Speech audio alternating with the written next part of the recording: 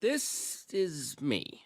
Just kidding. This is me. My name is Amanda, and welcome to my podcast where I will be talking about pop culture, music, Film, drama, and fan videos. Hello and welcome back to my channel, Always Popular. I'm Amanda, your host, and let's jump into this week's episode. For this week's episode, it was hard to choose a topic because there's a lot going on this past week in entertainment. If you're a fan of the Jonas Brothers, maybe you found out that they recently got a star on the Hollywood Walk of Fame. The star was recently given to them this past week. Also, the iconic museum, the Rock and Roll Hall of Fame, just announced their nominations for the class of 2023, and so much more. So today, let's talk about rock and roll. The Rock and Roll Hall of Fame has been around for a long time to entertain fans and people who simply love rock and roll music and its impact it has on the general public. The hall was established in 1983 by Ahmet Ertegun, who was the founder and chairman of Atlantic Records. He created a team of people that included the publisher of Rolling Stone magazine, Jan Wiener, record executives Seymour Stein, Bob Krasnow, Noreen Woods, Alan Grubman, and Suzanne Evans. So I would like to discuss, does it really matter if you're not rock and roll and inducted in the Hall of Fame? Of course, with a title like that, you think it's common sense to just induct people who are just simply rock and roll in the Rock and Roll Hall of Fame. However, for a long time now, it has changed a lot over the years to induct more people who aren't rock and roll at all. So do these musicians and bands really deserve to be in this museum? Today, it's time to debate. Most recently, the Rock and Roll Hall of Fame announced its nominations for the class of 2023 a few days ago. Good news is that they aren't getting a lot of hate for the nomination they have this year compared to other years. So first, let's see the nominations for the class of 2023. The nominations include Kate Bush, country singer Sheryl Crow, rap queen Missy Elliott, Iron Maiden, Joy Division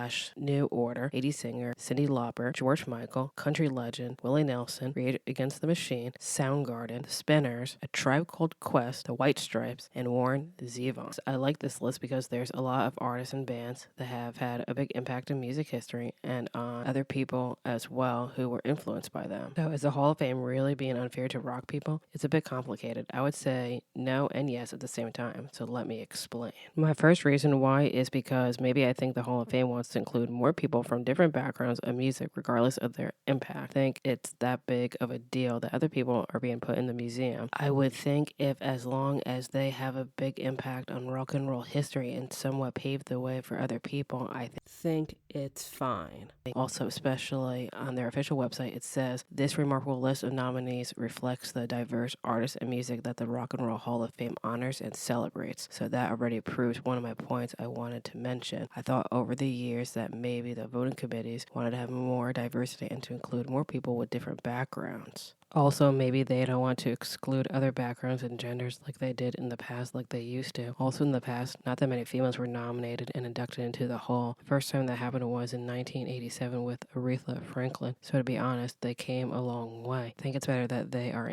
including other people in the Hall of Fame. Also, a little piece of music history, rock and roll music was invented by African American artists who did jazz, rhythm and blues, and country. So for example, is it really that big of a deal if Sheryl Crow is in the Hall of Fame? In addition to the Hall of Fame, is there really a rule for this museum that says that you have to be a rock and roll legend with massive impact? Clearly not. To be honest, there's no requirement or rules that say that you have to be a rock and roll music artist or band. The only requirement or guideline is that you have to be eligible after your first commercial recording is 25 years old prior to the induction year. So why are rock fans complaining? It is just music, so maybe some people need to take a chill pill and stop overreacting to others being nominated. It's not like their music is bad. Just because you don't like it, it doesn't mean that they are not going to be nominated. Anyway, moving on to my next reason, which is about playing favorites. Honestly, that would be the only red flag when it comes to, of course, inducting people. If someone or a band got nominated just because they are a favorite to someone on the committee, I would think that would be BS and clearly not cool. Over the years, the Rock and Roll Hall of Fame has had controversies about playing favoritism, and Jan Wiener, who is part of the committee, is the one who is facing the backlash and receiving the allegations. It's similar to other award ceremonies where they say awards don't go to the most deserving people, just the favorites. In addition, from an article about the controversy, it says podcaster and comedian Mark Maron is among those who have noticed that the Rock Hall seems biased against certain types of bands, and in an October 6, 2022 episode of his podcast, What the F with Mark Maron, he hosted include Rolling Stone magazine founder and original editor Jan Wiener, who is making the media rounds promoting his memoir, unsurprisingly titled Like a Rolling Stone. Wiener was also a co-founder of the Rock and Roll Hall of Fame, and for many years was not only a member of the nominating committee, the chairman of the institution. Specifically, he dropped out of the nominating committee after 2006